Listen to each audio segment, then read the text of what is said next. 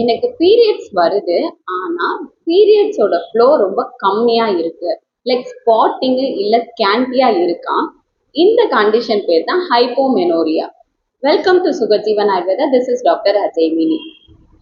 ஹைப்போமெனோரியா வர்றதுக்கான காரணங்கள் பார்த்தோம்னா, நம்ம பாடியில ஈஸ்ட்ரோஜன் ஹார்மோன்ஸ் கம்மியா சுரக்கிறதுனால யூட்ரஸோட லைனிங்கான எண்டோமெட்ரியம் தின்னா இருந்துச்சுனாலும், நம்ம ரொம்ப ஸ்ட்ரெஸ்டாகவும் ஆன்சைட்டியாகவும் ஸ்லீப் இல்லாம தூக்கம் இல்லாம இருந்தாலும், பிசிக்கல் ஆக்டிவிட்டிஸ் ஜாஸ்தியா இருந்து அடிக்கடிக்கு ஃபாஸ்டிங் இருக்கிறனாலையும் ஹார்மோனல் டேப்லெட்ஸ் எடுத்துட்டு இருக்கீங்கனாலுமே இந்த ஹைப்போமெனரியா வர்றதுக்கான காரணங்களா இருக்கு.